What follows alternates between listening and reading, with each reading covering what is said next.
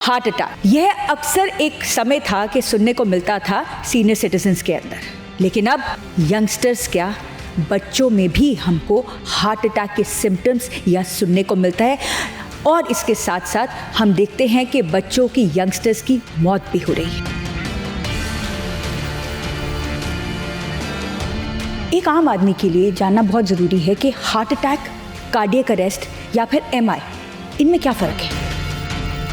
Cardiac arrest अगर हम लें, ये एक बहुत सीरियस चीज़ है। इसका मानना है कि जो हार्ट है आपका वो रुक गया, काम नहीं कर रहा। कोई इस तरह की सफोकेशन हो, साथ में फीलिंग ऑफ सफोकेशन और रिफ्लक्स, ऐसे लगे कि एसिडिटी या बर्निंग हो रही है, साथ में दम घुट रहा है और उसको लगे कि मेरे को कुछ अनयूजुअल हो रहा है। ये सिम्टम मेरे को पहली बार आए हैं। ऐसे गैस होती थी पर ये अनयूजुअल सिम्टम है।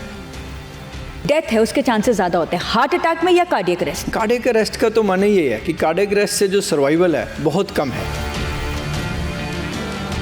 हार्ट अटैक का ट्रीटमेंट क्या है? तो अगर चेस्ट पेन है, ईसीजी आपका ख़राब आ रहा है, जैसे एसटी, उसमें पता लग जाता है कि हार्ट अटैक, बहुत इजी है पता करना। कोई भी उसको एमबीबीएस डॉक्टर उसको बता सकता है। तो जब आपसे कंफर्म हो गया तो सबसे पहले उस समय डिस्प्रिन की गोली, कितना सस्ती गोली है, अगर आप चबा लो, पानी के साथ ले लो उसी समय, तो 95% को अगर आप पहले 3 घंटे में जो इंजेक्शन दे दें सिम्टम से पहले 3 घंटे में, तो 90% लोग जो हैं वो बच सकते हैं।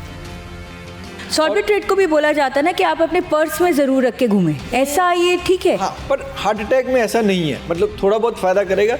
टाइम इज़ मसल और muscle is life. Heart attack में तो जितना टाइम आप खराब करोगे एक जगह से दूसरी जगह से मल्टीपल ओपिनियन लेने में, तो नुकसान ही होगा उसमें। हार्ट अटैक या कार्डियक अरेस्ट का सबसे ज़्यादा इग्नोर्ड सिम्टम कौन सा? आपने सुना होगा कि जी वो मैं उठा, मैंने लगा गैस है, मैं सोचा इनू ले लिया, एंटासिड ले लिया, मैं रेस्टलेस रहा, सांस फूल गया। फिर जब सांस फूलना शुरू होता है तब लेट हो जाते हैं, तब हॉस्पिटल पहुंचते हैं, तब तक वो गैस नहीं होती, वो हार्ट अटैक होता है। आजकल जो वीडियोस बहुत वायरल हो रहे हैं डॉक्टर साहब, जिसमें आप देखते हैं एक अच्छा खासा हट्टा खट्टा बंदा जाता है जिम में और वहीं ख़त्म हो जाता है। जिम में जो जाते हैं तो वो उनमें कई बार उनको डिजीज़ ऑलरेडी होता है, उनको नहीं मालूम होता, तो वो अपने सिम्टम भी थोड़े बहुत इग्नोर करते हैं। तो सडनली जब वो वेट उठाते हैं और जब ज़्यादा एग्जर्शन करते हैं, ओवर एग्जर्शन, ये हार्ट का जो थिक मसल है जिसको हाइपरट्रॉफिक कार्डियोपैथी है, ये भी हार्ट की धड़कन वही इरेगुलर करता है और then it also causes sudden death.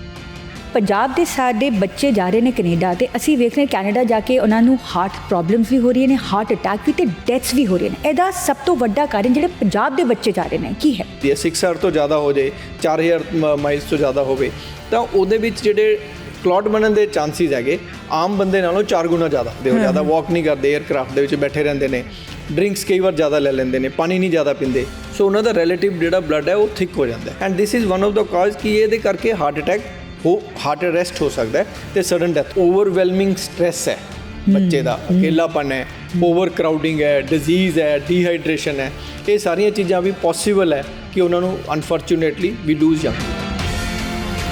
Blood pressure सब तो कॉमन डिजीज़ है, सब तो खतरनाक है इसलिए कि साइलेंट है, ये कोई सिम्टम नहीं होंगे ज़्यादातर लोगों के, 80% लोगों के। अगर हम ब्लड प्रेशर को कंट्रोल कर लें तो हमारी 80% जो प्रिवेंटेबल डेथ्स हैं, उसके साथ लाइफस्टाइल डिजीज़ की, जो हम हार्ट अटैक की बात करें, वो बचा सकते हैं। तो तुम सोचो कि हर एक 10वां और 12वां बच्चा जो है वो ब्लड प्रेशर है उसको, लेकिन उन्हें मालूम ही नहीं है। अगर मालूम बता भी देते हैं तो वो उसको सीरियस ही नहीं लेता। बहुत बड़ा मिथ है कि बच्चे को तो बीपी हो ही नहीं सकता। As a common man again कि बीपी की मेडिसिन होती है। अब इसकी जो मेडिसिन है इसको लेकर बहुत मिथ हैं कि once you start you can stop. लेकिन आप ये देखो कि अगर आपने दवाई नहीं खाई तो 7 टाइम्स ज़्यादा स्ट्रोक के इंसिडेंट्स हैं, 4 टाइम्स ज़्यादा हार्ट फेलियर के रिस्क हैं, दुगने हार्ट अटैक के। सो बीपी की मेडिसिन को लेकर और भी मिथ्स हैं डॉक्टर साहब? हाँ, लोगों को ये है कि ब्लड प्रेशर दवाई बहुत महंगी है, सानू सारी उम्र लगेगी, साइड इफेक्ट होंगे। अगर आप जेनरिक मेडिसिन लेते हो जो बिल्कुल इफेक्टिव है ब्लड प्रेशर में, तो उसका एवरेज खर्चा 300 और 350 के बीच में है पर ईयर का। पर ईयर और इसके साइड इफेक्ट नहीं है। कि अगर आप पूरे इंडिया में इसका वैल्यू देखें तो 2 से 3 करोड़ जो लोग हैं बिना दवाई के रह सकते हैं। ब्लड प्रेशर का रीडिंग अगर 140/90 से आप कम रखोगे, आपकी लाइफ लंबी है। हार्ट अटैक, यह अक्सर एक समय था कि सुनने को मिलता था सीनियर सिटीजन्स के अंदर, लेकिन अब यंगस्टर्स क्या, बच्चों में भी हमको हार्ट अटैक के सिम्टम्स या सुनने को मिलता है। और इसके साथ साथ हम देखते हैं कि बच्चों की, यंगस्टर्स की मौत भी हो रही है। क्या है इसका कारण? आज हमारे साथ है इन सभी खास बातों का खास जवाब देने के लिए डीएमसी पंजाब से लुधियाना के एक ऐसे प्रसिद्ध डॉक्टर जिन्होंने न केवल अपना नाम इस फील्ड में बनाया है, लेकिन इस तरह के उन्होंने रिसर्च की हैं, ऐसे आंकड़े हैं उनके पास जो शायद आपको हैरान और परेशान कर देंगे। Doctor bishop Mohan sir, thank you so much. हम आपको बता दें, वैसे तो डॉक्टर बिशप मोहन किसी पहचान के मोहताज नहीं है। आपको बता दें कि doctor bishop Mohan is head of department cardiology DMC. Sir, मेरा पहला सवाल हम एक आम आदमी के तौर पर पूछते हैं आपसे सवाल कि एक आम आदमी के लिए जानना बहुत ज़रूरी है कि हार्ट अटैक, कार्डियक अरेस्ट या फिर एमआई, इनमें क्या फ़र्क है? हार्ट अटैक और एमआई तो एक चीज़ है, अच्छा, और कार्डियक अरेस्ट दूसरी चीज़ है। कार्डियक अरेस्ट अगर हम लें, ये एक बहुत सीरियस चीज़ है। इसका मानना है कि जो हार्ट है आपका वो रुक गया, काम नहीं कर रहा, और जनरली ये कोई इलेक्ट्रिकल डिस्टर्बेंस होती है हार्ट की, जिसको वेंट्रिकुलर टैकीकार्डिया और वेंट्रिकुलर फिब्रिलेशन कहते हैं, तो कार्डियक अरेस्ट हो जाता है। तो हार्ट की एक्टिविटी नहीं है और ब्लड प्रेशर सडनली डाउन हो जाता है। अगर किसी को वहाँ पे सीपीआर जो है, जिसको हम बेसिक लाइफ सपोर्ट कहते हैं और सीपीआर कहते हैं, रिससिटेशन आती है, तो चांसेस हैं कि उसमें से कुछ लोग रिकवर कर सकते हैं। अगर हॉस्पिटल के पास है तो वो, जैसे आपने देखा होगा, शॉक देते हैं बिजली का, तो वो शॉक देने से उसमें रिवाइवल काफ़ी लोगों को आ सकता है अगर एक्यूटली हो। तो ये तो है कार्डियक अरेस्ट।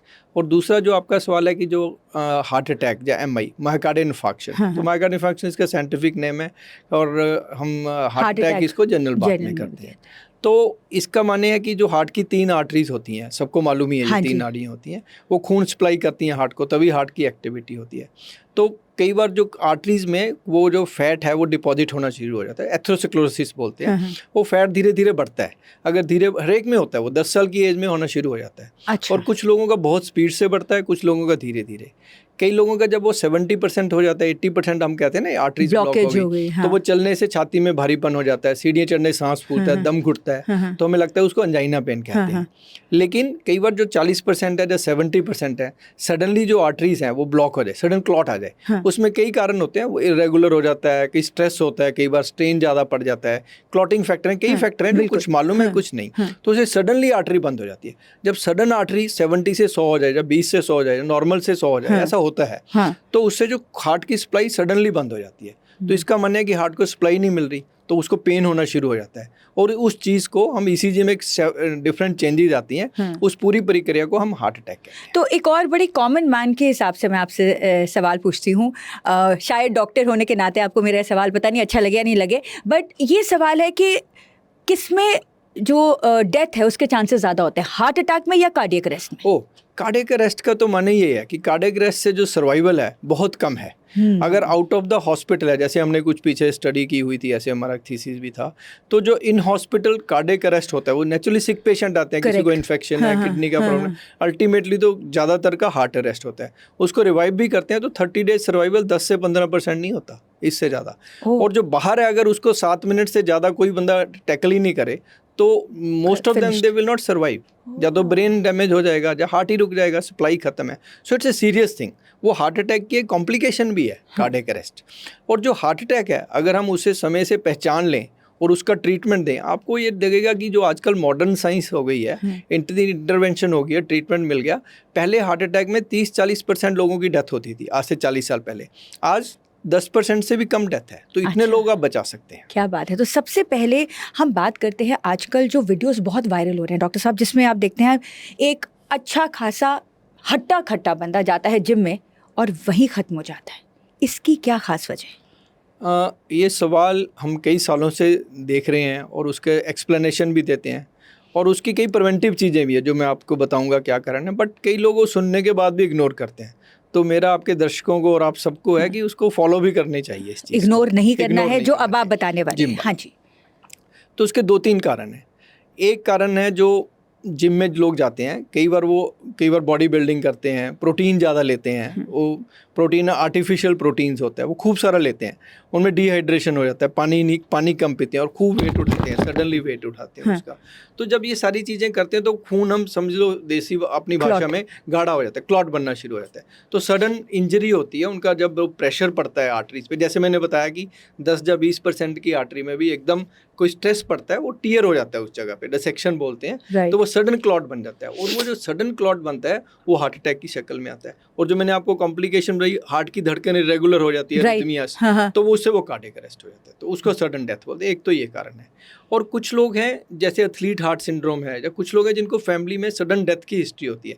ऐसे एक जेनेटिकली हार्ट जो है वो थिक होता है, जिसको कार्डियोमायोपैथी कहते हैं, हाइपरट्रॉफिक कार्डियोपैथी। आपने सुना होगा फुटबॉलर हैं सडन डेथ होगी, ऐसे प्लेयर्स हैं कई बार कॉम्पिटिटिव गेम में हो जाती है। उसी तरह जो जब जिम में जो जाते हैं तो वो उनमें कई बार उनको डिजीज़ ऑलरेडी होता है, उनको नहीं मालूम होता, और टेस्टिंग तो कोई है नहीं, हमारे कोई रेगुलेशन नहीं है जिम के बारे में, तो कोई भी जा सकता है। तो वो अपने सिम्टम भी थोड़े बहुत इग्नोर करते हैं। तो सडनली जब वो वेट उठाते हैं और जब ज़्यादा एग्जर्शन करते हैं, ओवर एग्जर्शन, ये हार्ट का जो थिक मसल है जिसको हाइपरट्रॉफिक कार्डियोपैथी है, ये भी हार्ट की धड़कन वही इरेगुलर करता है, और then it also causes sudden death. तो ये दूसरा कारण है। और कुछ और कारण हैं, जैसे कि कई लोगों का ब्लड प्रेशर बड़ा कॉमन चीज़ है, वो कंट्रोल नहीं होता, तो वो कंपटीशन के भाव से एकदम ओवर एग्जर्शन शुरू करते हैं। So when you over exert, जरूरत से ज़्यादा एग्जर्शन करते हैं, कंपटीशन में है, पानी नहीं पिया, ये सब जब पॉइंट्स इकट्ठे हो जाते हैं तो जो नॉर्मल हार्ट की आर्टरी है, यहाँ इंजरी हो जाती है और वहाँ क्लॉट बन जाता है। तो ये सब कारण है जिसमें इवेंचुअली देखिए हम ये सब करके अपने हार्ट को खुद ही अटैक कर रहे हैं। यस, बिल्कुल। आपने एक और टर्म बोली थी, एथलेटिक सिंड्रोम। ऐसे एक एथलेटिक्स हार्ट सिंड्रोम होता है, तो उसको हम सिंप्लीफाइड कहें कि एथलेटिक्स में जब वो करते हैं, एक्सरसाइज करते हैं या वेट लिफ्टिंग वाले होते हैं, तो उनमें जो हार्ट है वो हाइपरट्रॉफिड होता है, क्योंकि उनको ज़्यादा सप्लाई चाहिए मसल्स को ना, उनको ज़्यादा भाग रहे हैं, तो it's normal phenomena. But some of them they have overshoot कर जाता है कई लोगों का, and then they cause some symptoms. But जो कार्डियोमायोपैथी है, अगर एथलेटिक्स में है, अगर वो जो इनहेरेंट जो मैंने जेनेटिक्स बताई, तो they are more prone to sudden cardiac. इसमें ना एक और छोटा सा, अगेन एज अ लेमैन मैं आपसे बात करती हूँ डॉक्टर साहब, जैसे आप सपोज हमारे जो कई बार होता है स्कूल में फंक्शंस ऑर्गेनाइज हो जाते हैं जिसमें फादर्स या मदर्स को सडनली भागने को बोल देते हैं, उससे पहले आगे पीछे आपका रनिंग का रिकॉर्ड नहीं रहता, तो क्या ऐसा करना ठीक रहता है? इसमें वो एथलेटिक जो आप कह रहे हैं एथलेटिक हार्ट सिंड्रोम नहीं आ सकता ना? इसमें नहीं आ सकता, हाँ, लेकिन उसका दूसरा पहलू है कि मान लो किसी को हार्ट का डिजीज है, पहले वो अपना सिम्टम इग्नोर कर रहा है, जैसे मैंने बताया कि ब्लॉकेज है, चलने से भारीपन हो गया, तो नहीं है, तो उसको सडनली किसी ने बोलना रेस लगाओ एकदम, तो वो सडन जब रेस लगेगा तो उसके तो ब्लॉकेज है, उसका डिमांड और सप्लाई इम्बैलेंस हो जाएगा, then they can have some collapse and some of them they collapse also। Doctor ਸਾਹਿਬ, ਜਿਹੜੇ ਪੰਜਾਬ ਦੇ ਸਾਡੇ ਬੱਚੇ ਜਾ ਰਹੇ ਨੇ ਕੈਨੇਡਾ, ਤੇ ਅਸੀਂ ਵੇਖ ਰਹੇ ਕੈਨੇਡਾ ਜਾ ਕੇ ਉਹਨਾਂ ਨੂੰ ਹਾਰਟ ਪ੍ਰੋਬਲਮਸ ਵੀ ਹੋ ਰਹੀਆਂ ਨੇ, ਹਾਰਟ ਅਟੈਕ ਵੀ, ਤੇ ਡੈਥਸ ਵੀ ਹੋ ਰਹੀਆਂ ਨੇ, ਇਹਦਾ ਸਭ ਤੋਂ ਵੱਡਾ ਕਾਰਨ ਜਿਹੜੇ ਪੰਜਾਬ ਦੇ ਬੱਚੇ ਜਾ ਰਹੇ ਨੇ ਕੀ ਹੈ? ਦੇਖੋ, ਇਹ ਤੁਸੀਂ ਦੇਖਿਆ ਹੋਊਗਾ, ਮੈਂ ਵੀ ਦੇਖਿਆ ਟੀਵੀ 'ਚ, ਔਰ ਬੜੀ ਕਈ ਵਾਰ ਬਹੁਤ ਡਿਪਰੈਸ਼ਨ ਹੁੰਦੀ ਹੈ ਜਦੋਂ ਅਸੀਂ ਦੇਖਦੇ ਹਾਂ ਕਿ ਯੰਗ ਬੱਚਾ ਹੈ, ਸਡਨ ਡੈਥ ਹੋ ਗਈ ਜੀ, ਉਹ ਵੇਟ ਕਰ ਰਿਹਾ ਸੀ, ਮਾਪਿਆਂ ਨੇ ਇੰਨਾ ਪੈਸਾ ਲਗਾਇਆ, ਇੰਨੀ ਉਮੀਦਾਂ ਨਾਲ ਬੱਚਿਆਂ ਨੂੰ ਭੇਜਿਆ, ਤੇ ਉੱਥੇ ਜਾ ਕੇ ਪ੍ਰੋਬਲਮ 24 ਘੰਟੇ ਹੋਏ ਤੇ ਉਹਨੂੰ ਡੈਥ ਹੋ ਗਈ। ਬਿਲਕੁਲ। ਸੋ ਇਹਦੇ ਕਾਫੀ ਪਹਿਲੂ ਨੇ ਜਿਹੜੇ ਮੈਂ ਤੁਹਾਨੂੰ ਸ਼ੇਅਰ ਕਰ ਸਕਦਾ, ਔਰ ਕੁਝ ਪ੍ਰੀਵੈਂਟੇਬਲ ਵੀ ਹੈ, ਬਚਾਇਆ ਜਾ ਸਕਦੀਆਂ ਲਾਈਫਸ। ਹੁਣ ਤੱਕ ਅਸੀਂ ਪਿੱਛੇ ਦੇਖਿਆ ਸੀਗਾ 4-5 ਸਾਲਾਂ 'ਚ 177 ਡੈਥਸ ਹੋਈਆਂ ਨੇ ਸਡਨ ਵਾਲੀਆਂ ਯੰਗ ਬੰਦਿਆਂ ਦੀਆਂ। ਤਾਂ ਉਹਦੇ ਵਿੱਚ ਅਸੀਂ ਕੁਝ ਰਿਸਰਚ ਕੀਤੀ, ਕੁਝ ਡਾਕੂਮੈਂਟਸ ਦੇਖੇ, ਕੁਝ ਆਪਣਾ ਹਾਈਪੋਥਸਿਸ ਕੀਤੀਆਂ ਜਿਹੜੇ ਟੈਸਟਡ ਨਹੀਂ ਹੈ, ਬਟ ਥਾਟਸ ਹੈ ਕਿ ਪਹਿਲਾ ਕਾਰਨ ਤਾਂ ਇਹ ਹੈਗਾ ਕਿ ਜਦੋਂ ਯੰਗ ਬੰਦੇ ਇੱਥੋਂ ਜਾਂਦੇ ਨੇ, ਕੋਈ ਟੈਸਟਿੰਗ ਮੈਡੀਕਲੀ ਕੋਈ ਜ਼ਿਆਦਾ ਨਹੀਂ ਹੁੰਦੀ। ਤੁਹਾਨੂੰ ਪਤਾ ਹੀ ਹੈ ਕਿ ਬਲੱਡ ਪ੍ਰੈਸ਼ਰ ਜਿਹੜਾ ਹੈਗਾ, ਮੈਂ ਫਿਰ ਤੁਹਾਨੂੰ ਬਲੱਡ ਪ੍ਰੈਸ਼ਰ ਜਾਂ ਮੋਟਾਪਾ ਹੈਗਾ, ਇੱਕ ਰਿਸਕ ਫੈਕਟਰ ਹੈ ਹਾਰਟ ਅਟੈਕ ਦਾ, ਔਰ ਉਹ ਬੱਚਿਆਂ ਦੇ ਵਿੱਚ ਵੀ ਕਾਮਨ ਹੈਗਾ ਤੇ ਵੱਡਿਆਂ 'ਚ ਤਾਂ ਹੋਣਾ ਹੀ ਹੋਣਾ ਹੈਗਾ। ਜਿਨ੍ਹਾਂ ਦਾ ਵੇਟ ਜ਼ਿਆਦਾ ਉਹਦੇ ਵਿੱਚ ਹੋਰ ਹੁੰਦਾ, ਟੈਸਟਿੰਗ ਨਹੀਂ ਹੁੰਦੀ ਤਾਂ ਉਹਨਾਂ ਦਾ ਬੀਪੀ ਜ਼ਿਆਦਾ ਹੁੰਦਾ, ਪਹਿਲੀ ਗੱਲ ਤਾਂ। ਦੂਸਰਾ, ਤੁਸੀਂ ਦੇਖਿਆ ਹੋਊਗਾ ਕਿ ਜਿੰਨੀ ਟਰੈਵਲ ਕਰਦੇ ਹਾਂ ਆਪਾਂ, ਲੰਬੀ ਟਰੈਵਲ, ਕਿ ਜਿੱਦਾਂ ਆਪਾਂ 6 ਘੰਟਿਆਂ ਤੋਂ ਜ਼ਿਆਦਾ ਟਰੈਵਲ ਕੋਈ ਬੰਦਾ ਕਰਦਾ, ਤਾਂ ਉਹਦੇ ਵਿੱਚ ਉਹਦੇ ਵਿੱਚ ਜਿਹੜੇ ਪੈਰਾਂ ਦੇ ਵਿੱਚ, ਕਿਉਂਕਿ ਮੂਵਮੈਂਟ ਨਹੀਂ ਕਰਦੇ, ਉਹ ਜ਼ਿਆਦਾ ਵਾਕ ਨਹੀਂ ਕਰਦੇ, 에ਅਰਕ੍ਰਾਫਟ ਦੇ ਵਿੱਚ ਬੈਠੇ ਰਹਿੰਦੇ ਨੇ, ਡਰਿੰਕਸ ਕਈ ਵਾਰ ਜ਼ਿਆਦਾ ਲੈ ਲੈਂਦੇ ਨੇ, ਪਾਣੀ ਨਹੀਂ ਜ਼ਿਆਦਾ ਪੀਂਦੇ, ਸੋ ਉਹਨਾਂ ਦਾ ਰਿਲੇਟਿਵ ਜਿਹੜਾ ਬਲੱਡ ਹੈ ਉਹ ਥਿਕ ਹੋ ਜਾਂਦਾ। ਅਤੇ ਕੁਛ ਲੋਕ ਉਹ ਪ੍ਰੋਨ ਹੁੰਦੇ ਕਿ ਖੂਨ ਦੇ ਜਿਹੜੇ ਧੱਬੇ ਆ ਲੱਤ ਦੇ ਵਿੱਚ ਜੰਮ ਜਾਂਦੇ ਆ, ਇਹਨਾਂ ਨੂੰ DVT ਕਹਿੰਦੇ ਆ। ਤੋ ਜਦੋਂ ਬਾਹਰ ਮੂਵਮੈਂਟ ਕਰਦੇ ਨੇ, ਉਹ ਕਲੌਟ ਜਿਹੜਾ ਹੈਗਾ ਵੇਨ ਦੇ ਵਿੱਚੋਂ, ਇਹਦੇ ਵਿੱਚੋਂ ਜਾ ਕੇ ਹਾਰਟ ਦੇ ਵਿੱਚੋਂ ਜਾ ਕੇ ਜਿਹੜੀਆਂ ਲੰਗਸ ਦੀਆਂ ਮੇਨ ਨਾੜੀਆਂ ਨੂੰ ਸਡਨ ਕਲੌਟ ਕਰ ਦਿੰਦਾ ਹੈ। ਇਹਨੂੰ ਪਲਮੋਨਰੀ ਐਂਬੋਲਿਜ਼ਮ ਕਹਿੰਦੇ ਆ, and this is one of the cause ਕਿ ਇਹਦੇ ਕਰਕੇ ਹਾਰਟ ਅਰੈਸਟ ਹੋ ਸਕਦਾ ਹੈ ਅਤੇ ਸਡਨ ਡੈਥ ਹੋ ਸਕਦੀ ਹੈ। ਇਹ ਪ੍ਰੀਵੈਂਟੇਬਲ ਹੈ।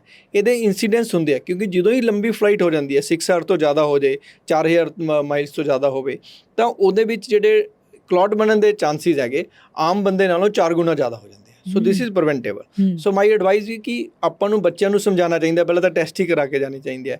ਦੂਸਰਾ, ਹਾਈਡਰੇਸ਼ਨ ਜ਼ਰੂਰ ਕਰੋ, ਪੈਰਾਂ ਦੀ ਮੂਵਮੈਂਟ ਰੱਖੋ। ਤੁਸੀਂ ਦੇਖਿਆ ਹੋਊਗਾ 에ਅਰਲਾਈਨ 'ਚ ਅੱਜ ਕੱਲ੍ਹ ਉਹ ਸੌਕਸ ਵੀ ਦੇਣੀਆਂ ਸ਼ੁਰੂ ਕਰ ਦਿੱਤੀਆਂ, ਕਹਿੰਦੇ ਆ ਕਿ ਮੂਵਮੈਂਟ ਕਰੋ, ਪ੍ਰੀਵੈਂਟੇਬਲ ਚੀਜ਼ ਹੈ।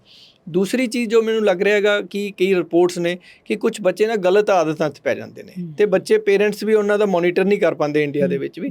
ਤੇ ਉਹ ਕੁਝ ਡਰੱਗਸ ਨੇ ਜਿੱਦਾਂ ਫੈਂਟਾਨਿਲ ਹੈ, ਕੋਕੇਨ ਹੈ, ਇਹ ਸਡਨਲੀ ਜਿਹੜੀ ਹਾਰਟ ਦੀ ਨਾੜੀ ਹੈ ਇਹਨੂੰ ਸਪੈਜ਼ਮ 'ਚ ਲਿਆਉਂਦੀ ਹੈ ਤੇ ਕਲੌਟ ਬਣਾ ਦਿੰਦੀ ਹੈ, ਤੇ ਇਹਨੂੰ ਹਾਰਟ ਅਟੈਕ ਹੋ ਜਾਂਦਾ, ਸਡਨ ਡੈਥਸ ਹੋ ਸਕਦੀਆਂ। ਸੋ ਡਰੱਗਸ ਆਰ ਦਾ ਸੈਕਿੰਡ ਥਿੰਗ। ਥਰਡ ਚੀਜ਼ ਹੈ ਕਿ ਜਿਹੜਾ ਅਨਕੰਟਰੋਲ ਬਲੱਡ ਪ੍ਰੈਸ਼ਰ ਮੈਂ ਦੱਸਿਆ। ਚੌਥਾ, ਮੈਨੂੰ ਲੱਗਦਾ ਕਿ ਜਿਹੜਾ ਓਵਰਵੈਲਮਿੰਗ ਸਟ੍ਰੈਸ ਹੈ ਬੱਚੇ ਦਾ, ਅਕੇਲਾਪਨ ਹੈ, ਓਵਰ ਕਰਾਊਡਿੰਗ ਹੈ, ਡਿਜ਼ੀਜ਼ ਹੈ, ਡੀਹਾਈਡਰੇਸ਼ਨ ਹੈ, ਇਹ ਸਾਰੀਆਂ ਚੀਜ਼ਾਂ ਵੀ ਪੋਸੀਬਲ ਹੈ ਕਿ ਉਹਨਾਂ ਨੂੰ unfortunately we lose young people. Hello ladies and gentlemen, we are in conversation with Dr. Bishop Mohan and I am going to ask the most important and the pertinent question. Doctor साहब, हम बात करते हैं कि symptoms की, कि क्या क्या सिम्टम्स है, लेकिन मैं आपसे ये सवाल पूछूंगी कि हार्ट अटैक या कार्डियक अरेस्ट का सबसे ज़्यादा सबसे ज़्यादा इग्नोर्ड सिम्टम कौन सा है? ये बहुत अच्छा सवाल है। इस पे काफ़ी रिसर्च भी हुई है, लोगों को बताना भी चाहिए, डॉक्टर्स का भी रिस्पॉन्सिबिलिटी है और आपका भी रिस्पॉन्सिबिलिटी है। कॉमन जो सिम्टम्स हम अक्सर कंफ्यूज करते हैं हार्ट अटैक से, वो गैस्ट्राइटिस है, गैस है। हाँ जी। आपने सुना होगा कि जी वो मैं उठा, मैंने लगा गैस है, मैं सोचा इनू ले लिया, एंटासिड ले लिया, मैं रेस्टलेस रहा, हाँ जी, सांस फूल गया। बिल्कुल। फिर जब सांस फूलना शुरू होता है तब लेट हो जाते हैं, तब हॉस्पिटल पहुंचते हैं, तब तक वो गैस नहीं होती, वो हार्ट अटैक होता है। तो गैस और उस तरह के सिम्टम्स और हार्ट अटैक ये काफ़ी आपस में कन्फ्यूजन करता है, और जब वो कन्फ्यूजन करता है तो वो हार्ट अटैक में यही है, जैसे मैंने बोला कि 10% लोगों की डेथ अब रहती है, 90 बचा सकते हैं। जितना आप लेट जाओगे उतनी कॉम्प्लिकेशन ज़्यादा आएंगी। तो सबसे पहले कैसे पता लगे कि सानू गैस नहीं है, there is no acidity, I have to rush to the hospital? इसका आंसर देना इतना आसान नहीं है, बट इसमें मैं 2-3 चीज़ें अपने एक्सपीरियंस से बता सकता हूँ कि अगर कोई इस तरह की सफोकेशन हो, साथ में फीलिंग ऑफ सफोकेशन और रिफ्लक्स, ऐसे लगे कि एसिडिटी है, बर्निंग हो रही है, साथ में दम घुट रहा है, और उसको लगे कि मेरे को कुछ अनयूजुअल हो रहा है, कि ये सिम्टम मेरे को पहली बार आए हैं, ऐसे गैस होती थी पर ये अनयूजुअल सिम्टम है, ऑड आवर्स में है। और कुछ लोग जिनकी फैमिली हिस्ट्री हार्ट की है, या जिनको पहले ब्लड प्रेशर, रिस्क फैक्टर है, कोई स्मोकर है, उनको वेट नहीं करनी चाहिए, उनको इसको सीरियस लेना चाहिए। ऑल दीज सिम्टम जो प्रलॉन्ग हैं और नहीं रिस्पॉन्ड कर ले early, they should not waste time. उनको जल्दी से, सबसे आसान तरीका है कि पास कहीं भी जाके ECG कराएं। आपको ये बड़ा इंपॉर्टेंट चीज़ है कि अगर हार्ट अटैक के अंदर हम ECG करवा लेते हैं तो हार्ट अटैक को पिक करना 95 से 99% आप डायग्नोस कर सकते हो एक सिंपल ECG से। सो आप जितना अर्ली करोगे आपका लाइफ बच जाएगा। बिल्कुल। अब हम बात करते हैं एक और, हार्ट अटैक की बात करी हमने, कार्डियक अरेस्ट की बात करी, अब एक और साइलेंट किलर जिसको कहते हैं, और जो जनरली मुझे लगता है कि हम सबसे ज़्यादा इग्नोर करते हैं, वो है हाइपरटेंशन। बीपी से जुड़ी हमारी जितनी भी होती हैं, तो आपसे हम ये जानना चाहेंगे कि हाइपरटेंशन के, सबसे पहले तो डॉक्टर साहब, आई वाज वेरी इम्प्रेस्ड कि आप इतने बिजी डॉक्टर हैं, लेकिन उसके साथ साथ आप इतने सर्विस कंडक्ट करते हैं, आप इतने सारी टेस्टिंग में आप इतने ज़्यादा इन्वॉल्व हैं। तो आपके पास जो, हमारे पास आंकड़े भी आए थे जो हम शेयर कर रहे थे, कि अगर हम लुधियाना की बात करें तो लुधियाना में आपने ये हमको बताया कि जो प्रवासी हैं, ये इनके जो हाइपरटेंशन यानी कि ब्लड प्रेशर के जो इश्यूज़ रहते हैं, ये 19% रहते हैं, और पंजाबी इसके 26%। लेकिन आपने मुझे एक बड़ी इंटरेस्टिंग बात ये बताई कि जब कोई प्रवासी पंजाब में आके रह जाता है तो 5-7 साल में उसका भी जो वो है फिगर्स हैं ऑफ हाइपरटेंशन वो बढ़ जाती है। आपने बताया कि पंजाब में 40% लोगों को बीपी की प्रॉब्लम है। मैं सही बता रही हूँ ये आंकड़े? बिल्कुल। और अगर कोई बाहर का है, कोई प्रवासी है जो श्रमिक, स्पेशली अगर हम बात करें, वो 6-7 साल पंजाब में रह जाता है तो इनके भी आंकड़े हो जाते हैं। तो हम हाइपरटेंशन जो जनरल है वो बाद में बात करेंगे, पहले मैं आपसे पंजाब के बारे में बात करना चाहूँगी। तो ਜਿਹੜੇ पंजाब के आंकड़े ने हाइपरटेंशन ਦੇ, ਤੁਸੀਂ ਦੱਸਿਆ ਸਾਨੂੰ 40% ਜਿਹੜੇ पंजाब ਦੇ ਲੋਕੀ ਹੈ ਉਹਨਾਂ ਨੂੰ ਹਾਈਪਰਟੈਂਸ਼ਨ ਰਹਿੰਦਾ ਹੈ, ਤੇ ਜਿਹੜੇ श्रमिक ਹੈਗੇ ਨੇ ਪ੍ਰਵਾਸੀ, ਉਹ ਵੀ ਜਦ 6-7 ਸਾਲ ਪੰਜਾਬ 'ਚ ਰਹਿ ਜਾਂਦੇ ਤੇ ਉਹ ਵੀ 40% ਕੈਟੇਗਰੀ 'ਚ ਆ ਜਾਂਦੇ, ਅਦਰਵਾਈਜ਼ ਉਹ 20% ਤੱਕ ਹਨ। ਇਹ ਕਿਉਂ? ਦੇਖੋ, ਬਲੱਡ ਪ੍ਰੈਸ਼ਰ ਸਭ ਤੋਂ ਕਾਮਨ ਡਿਜ਼ੀਜ਼ ਹੈ ਵਰਲਡ ਦਾ, ਕੰਟਰੀ ਦਾ ਤਾਂ ਆਪਣਾ ਹੈਗਾ ਹੀ ਹੈ। ਸਭ ਤੋਂ ਖਤਰਨਾਕ ਇਹ ਇਸ ਲਈ ਹੈ ਕਿ ਇਹ ਸਾਇਲੈਂਟ ਹੈ, ਇਹਦੇ ਕੋਈ ਸਿੰਪਟਮ ਨਹੀਂ ਹੁੰਦੇ ਜ਼ਿਆਦਾਤਰ ਲੋਕਾਂ 'ਚ, 80% ਲੋਕਾਂ 'ਚ, ਔਰ ਸਭ ਤੋਂ ਜ਼ਿਆਦਾ ਕੰਪਲਿਕੇਸ਼ਨ ਕਰਦਾ ਹੈ। ਤੀਸਰੀ ਚੀਜ਼ ਹੈ ਕਿ ਇਹ ਪ੍ਰੀਵੈਂਟੇਬਲ ਹੈ, कि इसको बचाया जा सकता है। बिल्कुल जी, बिल्कुल। चौथा कंट्रोलेबल है। हाँ। और जो आप दवाई लेते हो इसका साइड इफेक्ट कम है। तो ये अगर 5 चीज़ों को हम ले लें तो आप यकीन मानिए कि जितने बड़े हॉस्पिटल हैं, टर्शरी केयर सेंटर हैं, जहाँ पे डायलिसिस मशीन्स हैं, स्ट्रोक है, अधरंग जिसको बोलते हैं, हार्ट फेलर है, हार्ट अटैक है, तो उसके इंसिडेंट्स नेक्स्ट 5-10 ईयर्स में बहुत कम हो जाएंगे। कि अगर हम ब्लड प्रेशर को कंट्रोल कर लें तो हमारी 80% जो प्रिवेंटेबल डेथ्स हैं, उसके साथ लाइफस्टाइल डिजीज़ की, जो हम हार्ट अटैक की बात करें, वो बचा सकते हैं। तो ये हम पॉसिबल है। ਹੁਣ ਗੱਲ ਕਰਦੇ ਹਾਂ ਪੰਜਾਬ ਦੀ। ਪੰਜਾਬ 'ਚ ਹਾਈਪਰਟੈਂਸ਼ਨ ਦੇ ਕੇਸਿਸ ਇਹਨੇ ਕੀ ਹੁੰਦੇ? ਦੇਖੋ ਭਾਰਤ ਦੇ ਵਿੱਚ ਵੀ ਜਿਹੜਾ ਬਲੱਡ ਪ੍ਰੈਸ਼ਰ ਹੈਗਾ ਉਹ ਬੜਾ ਕਾਮਨ ਹੈ, ਹਰ ਇੱਕ ਤੀਸਰੇ ਬੰਦੇ ਨੂੰ ਹੈ। 30% ਪ੍ਰੈਵਲੈਂਸ ਹੈਗੀ ਹੈ, ਜਿਹੜਾ ਲੇਟੈਸਟ ਡਾਟਾ ਆਇਆ ਹੈਗਾ। ਤੇ ਉਹਦੇ ਵਿੱਚ 30 ਸਾਲ ਤੋਂ ਉਮਰ ਤੋਂ ਬਾਅਦ ਬੱਚਿਆਂ 'ਚ ਵੀ ਹੁੰਦਾ, ਉਹ ਮੈਂ ਬਾਅਦ 'ਚ ਡਿਸਕਸ ਕਰਾਂਗਾ। ਤੇ ਜਿਉਂ-ਜਿਉਂ ਏਜ ਵੱਧਦੀ ਹੈ ਉਹ ਬਲੱਡ ਪ੍ਰੈਸ਼ਰ ਦੀ ਪਰਸੈਂਟੇਜ ਇੰਡੀਆ 'ਚ ਵੱਧ ਰਹੀ ਹੈ। ਸੋ ਐਵਰੇਜ ਜੋ ਉਹਦੇ ਵਿੱਚ ਕੁਝ ਸਟੇਟਸ ਨੇ, ਜਿੱਦਾਂ ਪੰਜਾਬ ਦਾ ਜਿਹਦਾ ਕਾਫੀ ਉੱਪਰ ਨੰਬਰ ਹੈ, ਉਹਦੇ ਵਿੱਚ ਬਲੱਡ ਪ੍ਰੈਸ਼ਰ ਤੇ ਸ਼ੂਗਰ, ਬਲੱਡ ਪ੍ਰੈਸ਼ਰ ਕਾਫੀ ਜ਼ਿਆਦਾ ਕਾਮਨ ਹੈ। 40 ਸਾਲ ਦਾ ਜੋ ਸਾਡਾ ਹੀ ਸਰਵੇ ਹੈਗਾ, ਇਹਦੇ ਵਿੱਚ 40% ਲੋਕ ਹੈਗੇ ਨੇ 40 ਸਾਲ ਤੋਂ ਉੱਪਰ ਵਾਲੇ, ਜਿਨ੍ਹਾਂ ਦਾ ਬਲੱਡ ਪ੍ਰੈਸ਼ਰ, ਜਿਨ੍ਹਾਂ ਨੂੰ ਹੈ, ਜਿਹਦਾ ਬਲੱਡ ਪ੍ਰੈਸ਼ਰ 140-90 ਤੋਂ ਜ਼ਿਆਦਾ ਹੈਗਾ। ਤੇ ਇੱਕ ਹੋਰ ਹੈਰਾਨ ਵਾਲੀ ਗੱਲ ਹੈ ਕਿ ਜਿਹੜਾ ਪਿੰਡਾਂ ਦੇ ਵਿੱਚ ਅਸੀਂ ਪਹਿਲਾਂ ਸੋਚਦੇ ਸੀ ਕਿ ਪਿੰਡਾਂ 'ਚ ਨਹੀਂ ਹੋਏਗਾ, ਘੱਟ ਹੋਏਗਾ, ਪਰ ਪਿੰਡਾਂ ਦੇ ਤੇ ਸ਼ਹਿਰਾਂ ਦੇ ਵਿੱਚ ਬਰਾਬਰ ਹੀ ਆਲਮੋਸਟ। ਔਰ ਕੁਝ ਏਰੀਆ ਦੇ ਵਿੱਚ ਅਸੀਂ ਵਿਮਨ 'ਚ ਪਾਇਆ, ਲੇਡੀਜ਼ ਦੇ ਵਿੱਚ, ਕਿ ਜੋ ਪਿੰਡਾਂ ਦੇ ਲੇਡੀਜ਼ ਨੇ ਉਹਨਾਂ ਦਾ ਵੀ ਬਲੱਡ ਪ੍ਰੈਸ਼ਰ ਓਨਾ ही हैगा जितना शहर वालों का। सो लाइफस्टाइल डिजीज आप देखो कि शहर से गांव में आ चुका पंजाब में। तो एक तो ये है। दूसरा जो ब्लड प्रेशर हम कह रहे हैं कि इसका कॉमन क्या है, वो बच्चों में भी कॉमन है। बच्चों में जैसे हमारी एक स्टडी थी, जैसे ये वाली स्टडी थी, काफ़ी बड़ा सर्वे है।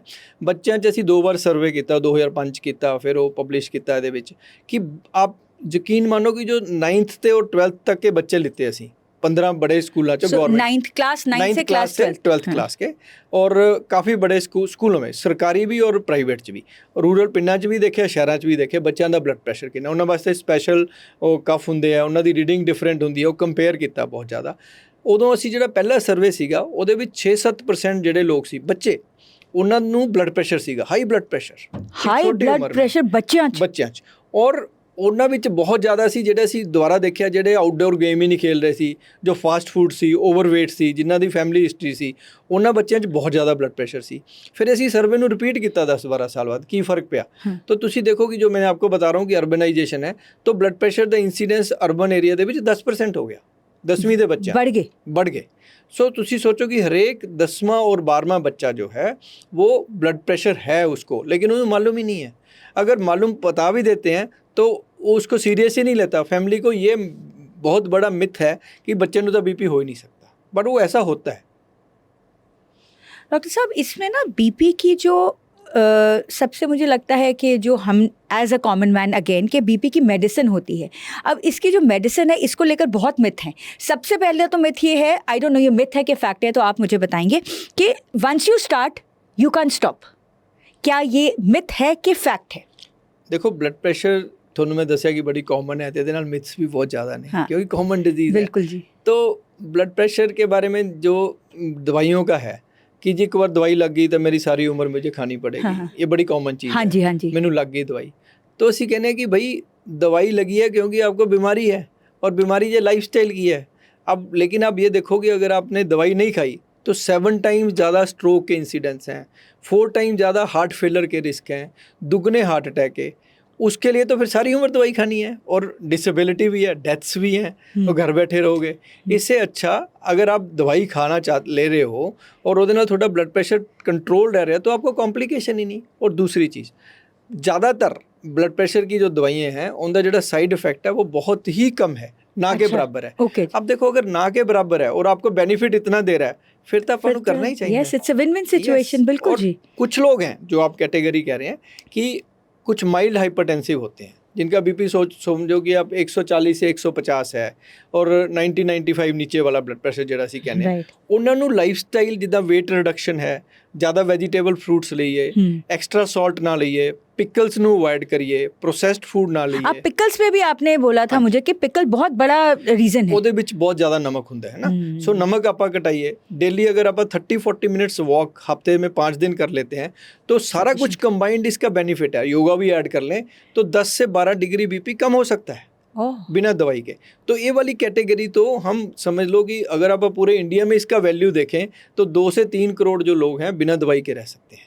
बट कंट्रोल इज इंपॉर्टेंट, और ये नहीं कि एक बार कंट्रोल हो गया मॉनिटरिंग ना करो, मॉनिटरिंग बहुत मॉनिटरिंग इज वेरी इंपॉर्टेंट। जब से इंटरव्यू से पहले भी जो हम डिस्कशन कर रहे थे, आपने हर बार मॉनिटरिंग पे हमेशा दिया, और आप अभी भी जैसे आप बात कर रहे थे, अभी भी आप कहीं पर ये पूरा कैंप लगा के आए हैं कि अवेयरनेस हो, और आपने बच्चों को भी इंट्रोड्यूस कराया। प्लीज़ इसके बारे में हमको बताइए, जो आप ये अवेयरनेस क्रिएट कर रहे हैं। देखो, ब्लड प्रेशर बहुत कॉमन है, हाँ जी, और डॉक्टर और पैरामेडिकल स्टाफ इतना ज़्यादा नहीं है कि सारे लोगों का ब्लड प्रेशर। जे लुधियाना जी मान लो 6 लाख लोगों को बीपी है, हाँ, तो कौन मेजर कर रहा है, जाते ही नहीं है, कंट्रोल पुअर है। तो इसमें एक नई मुहिम है कि ब्लड प्रेशर आपको ਜਦੋਂ जो अफोर्ड कर सकते हैं बीपी ऑपरेटर्स ਜਾਂ ਆਮ ਲੋਕ ਹੈ, हाँ, तो ਉਹਨਾਂ ਨੂੰ ਸਹੀ ਤਰੀਕੇ ਨਾਲ ਮਾਪਣਾ ਚਾਹੀਦਾ ਹੈ। ਸਹੀ ਤਰੀਕੇ ਦਾ ਮਤਲਬ ਹੈ ਕਿ ਉਹਨੂੰ ਬਿਲਕੁਲ ਰੈਸਟ ਇਦਾਂ ਕਰਨ, ਹਾਰਟ ਉਹਦਾ ਇਦਾਂ ਸਪੋਰਟ ਹੋਵੇ, ਬਾਜੂ ਦੀ ਸਪੋਰਟ ਹੋਵੇ, ਔਰ ਉਹਦਾ ਜਿਹੜਾ ਮੇਜਰਮੈਂਟ ਹੈ ਇੱਥੇ ਬਿਲਕੁਲ ਸੇਮ ਜੋ ਕਫ ਹੈ ਉਹ ਹੋਵੇ, ਇਸ ਤੋਂ ਉੱਪਰ ਹੋਵੇ। ਉਸਨੇ ਚਾਹ ਜਾਂ ਦੁੱਧ ਵਗੈरह ਚਾਹ कॉफ़ी नहीं लिती होवे 15-20 मिनट पहले, बातें ना कर रहा हो, और पैर उसके बिल्कुल ज़मीन पे हो, बिल्कुल रिलैक्स हो। वो जो रीडिंग ब्लड प्रेशर की है वो सही है।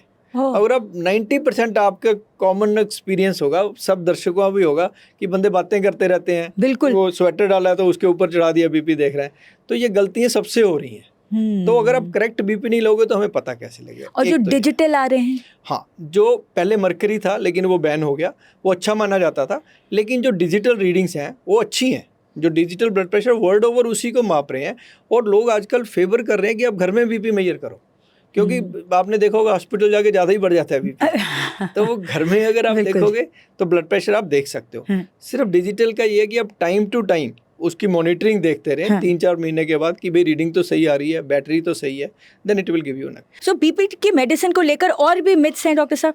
हाँ, लोगों ਨੂੰ ਇਹ ਹੈ ਕਿ ब्लड प्रेशर ਦਵਾਈ ਬਹੁਤ ਮਹਿੰਗੀ ਹੈ, ਸਾਨੂੰ ਸਾਰੀ ਉਮਰ ਲੱਗੇਗੀ, ਸਾਈਡ ਇਫੈਕਟ ਹੋਣਗੇ। ਤੁਸੀਂ ਦੱਸੋ ਕਿ ਜੇ ਬਲੱਡ ਪ੍ਰੈਸ਼ਰ ਦੀ 2 ਟੇਬਲੇਟਸ ਕੋਈ ਲੈ ਰਿਹਾ ਕੋਈ ਬੰਦੇ ਐਵਰੇਜ, ਤਾਂ ਉਹਦਾ ਖਰਚਾ 1 ਸਾਲ 'ਚ ਕਿੰਨਾ ਹੁੰਦਾ ਹੋਏਗਾ? 1 साल 'ਚ 1 ਸਾਲ ਪੂਰਾ ਲਗਾਤਾਰ ਲੈ ਰਿਹਾ 6-7 ਹਜ਼ਾਰ है ना। तो अक्सर लोग यही कहते हैं कि 6-7 हज़ार रुपया होएगा, 10 हज़ार भी कहते हैं, क्योंकि जो जितना ही रिसर्च है वो कह रही है कि ब्लड प्रेशर कंट्रोल करो। 19-21 में कोई कौन सा ब्रांड ले रहे हो, ये डिफरेंट चीज़ है। तो एवरेज जो हमने गवर्नमेंट का सर्वे भी किया है और हम लोग भी प्रमोट कर रहे हैं, अगर आप जेनरिक मेडिसिन लेते हो जो बिल्कुल इफेक्टिव है ब्लड प्रेशर में, तो उसका एवरेज खर्चा 300 और 350 के बीच में है पर ईयर का, पर ईयर, और इसके साइड इफेक्ट नहीं है। आप सोचो तो बर्डन कहाँ। डॉक्टर साहब, सबसे पहले अभी जो हमने बात करी हम उसको ही आगे बढ़ाना चाहेंगे। आप अपने पर्सनल लेवल पर ये जो अवेयरनेस है बीपी की भी, हाइपरटेंशन बीपी हो गया या फिर हार्ट अटैक से रिलेटेड, बच्चों में बड़ों में, ये बहुत अवेयरनेस क्रिएट कर रहे हैं, उसके बारे में हमें ज़रूर बताएं। देखिए, ये एक गवर्नमेंट का प्रोजेक्ट भी था ICMR का, और कुछ ये हमारी सोशल रिस्पॉन्सिबिलिटी भी थी। काफ़ी हमारी टीम है, काफ़ी डॉक्टर्स हैं यहाँ के, तो उसमें हमने सोचा कि इसका अवेयरनेस कैसे क्रिएट करें।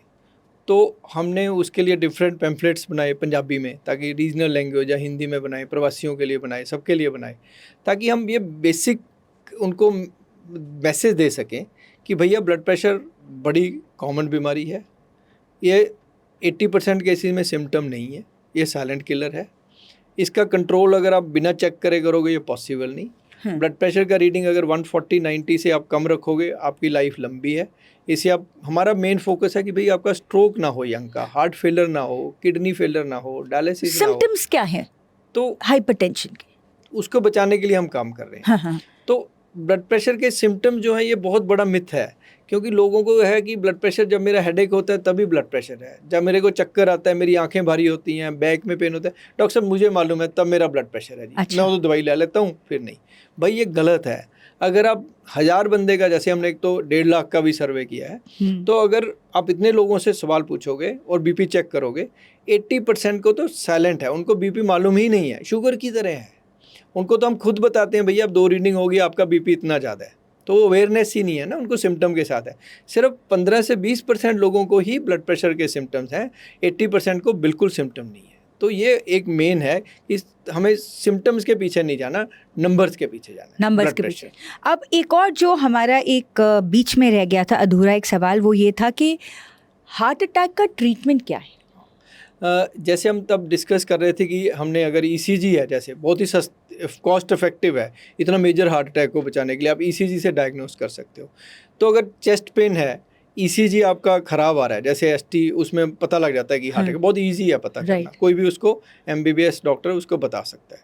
तो जब आपसे कंफर्म हो गया तो सबसे पहले उस समय डिस्प्रिन की गोली, कितना सस्ती गोली है, अगर आप चबा लो, पानी के साथ ले लो उसी समय जहाँ पे ईसीजी हुई है, मान लो फैसिलिटी नहीं है, और उसके बाद ऐसी फैसिलिटी में जाओ यहाँ पे इसको 2 तरीके से इलाज कर सकते हैं। एक तो डिस्प्रिन तो बिल्कुल स्टार्टिंग में लेना है, दूसरा जब क्लॉट बन गया, हार्ट अटैक मींस क्लॉट बन गया ना, हमने बताया आर्टरी ब्लॉक होगी, तो क्लॉट को कैसे तोड़ना है, या तो एक खून पतले करने का इंजेक्शन होता है जिसको स्ट्रेप्टोकाइनेज या टेनेक्टिप्लेस कहते हैं, अगर वो ऐसी फैसिलिटी में दे दिया जाए 95% वो लेने के काबिल होता है मरीज। कुछ ही लोग होते हैं जिनको ब्रेन हेमरेज का हिस्ट्री है, मेजर सर्जरी है, कुछ ऐसी कॉन्ट्राइंडिकेशन है, वो डॉक्टर को पता होता है, लिखा होता है वहाँ पे, वो नहीं है। तो 95% को अगर आप पहले 3 घंटे में जो इंजेक्शन दे दें सिम्टम से पहले 3 घंटे में, तो 90% लोग जो हैं वो बच सकते हैं।